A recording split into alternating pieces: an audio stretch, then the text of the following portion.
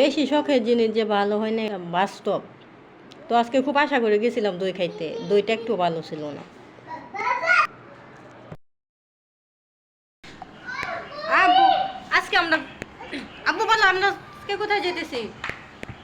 আজকে আমরা দই খেতে যেতেছি। আগে দই আমার এত ভালো লাগতো না, দেখলে কেমন একটা বমি বমি ভাব আসতো, কিন্তু এই বনফুলে দই খেয়ে দইয়ের প্রতি একটা ভালোবাসার জন্য গেছিলাম। অবশ্য আগে আমার কোন আইসক্রিম প্রিয় ছিল, এখন দই যুগ হয়েছে। দুটোটা আমার খাওয়া নিষেধ, মানে ঠান্ডা তো, দইও তো ফ্রিজের মধ্যে থাকে ঠান্ডা, আর আইসক্রিম তো এমনিতেই ঠান্ডা, দুটোটাই নিষেধ। দুইটা নিষেধ, দুইটা এখন ফ্রি হয়ে গেছে। যে জিনিস নিষেধ ওই জিনিসই বেশি ভালো লাগে। আর এই যে রাজিম আমি রেডি হওয়ার সাথে সাথে আমার জুতা এনে দিব, সবসময় সে কাজটা করে। আব্বু তোমার বাবাকে তুলো, বাবাকে ডাক দাও। আমাদের গফর গায়ে টাঙ্গালের দই ওঠাও ভালো আছে, তবে ওইটা আমার কাছে এত ভালো লাগে না। রাজিমার বাবার প্রিয় টাঙ্গালের দই।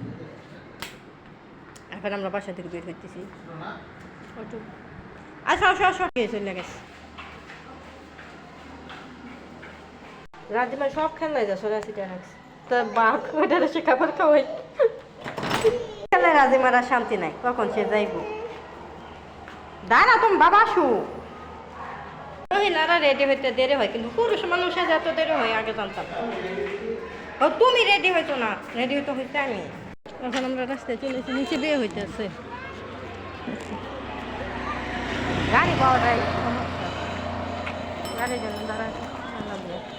আমার কেমন লাগতেছে? কেমন লাগে বলো? তোমার ছোট লিপস্টিক গেছে কি?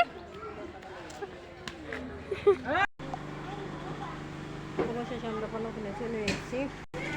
কি দেখো তুমি? রাজু ছোট লিপস্টিক আরেকজনে ভিডিও করে।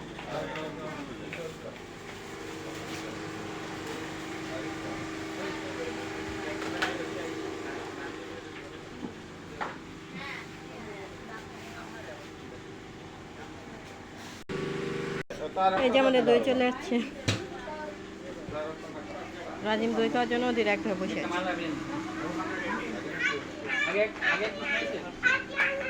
বিসমিল্লাহ।